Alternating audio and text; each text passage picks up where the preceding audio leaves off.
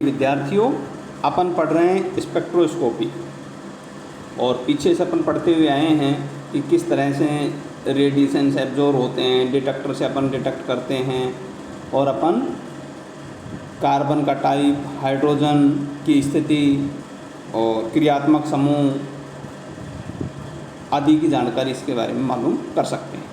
आज अपन पढ़ेंगे बेटा घूर्णन स्पेक्ट्रा, रोटेशनल स्पेक्ट्रा।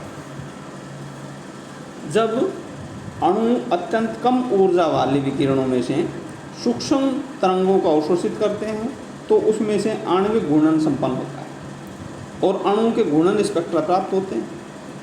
अणुओं के विशुद्ध घूर्णन से प्राप्त स्पेक्ट्रा को विशुद्ध घूर्णन स्पेक्ट्रा कहते हैं और इस स्पेक्ट्रा को प्राप्त करने के लिए जो तकनीकी यूज होती है बेटा, सूक्ष्म तरंग स्पेक्ट्रोस्कोपी, माइक्रोवेव स्पेक्ट्रोस्कोपी कहलाती है।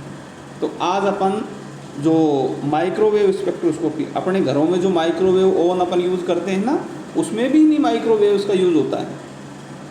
उस विधि से वहाँ अपन उससे कोई भी जो अपना गर्म करके खाने की चीज़ें होती हैं वो गर्म करके खाते हैं।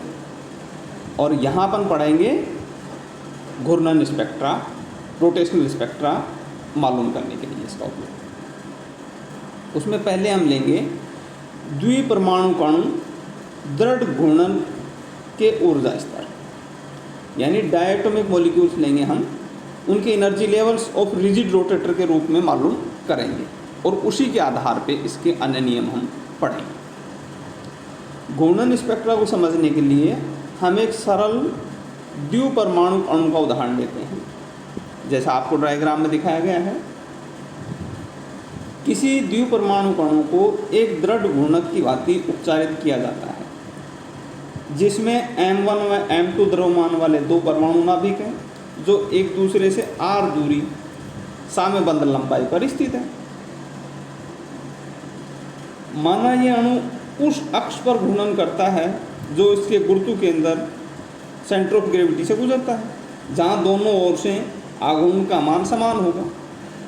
आपने बेटा 12th क्लास में पढ़ा था ना, centre of gravity, gravitational force, ये सब चीज़ें पढ़ी थी। तो जो एक्सिस है ग्रेविटी की वो CG यहाँ आपको दिखाई गई है।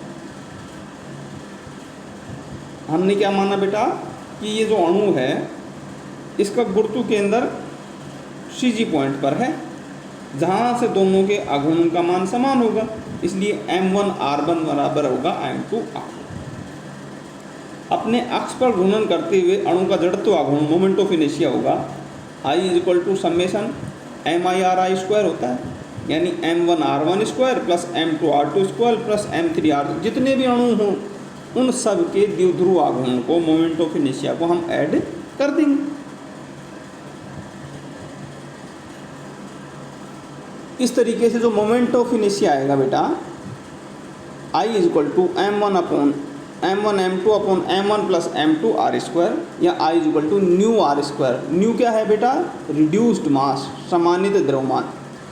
ये रिड्यूस मास होता है 1/m = 1/m1 प्लस 1/m2। इसको जब आप सॉल्व करते हो बेटा तो m = आ जाता है M1 M2 upon M1 plus M2 तथा जो रेडियस होगी वो R हो जाएगी R1 प्लस R2। एक घूर्णन करते हुए एक अणु के कोणीय संवेग की वैल्यू होती है L = I ओमेगा, जहाँ ओमेगा कोणीय वेग, एंगुलर वेलोसिटी है।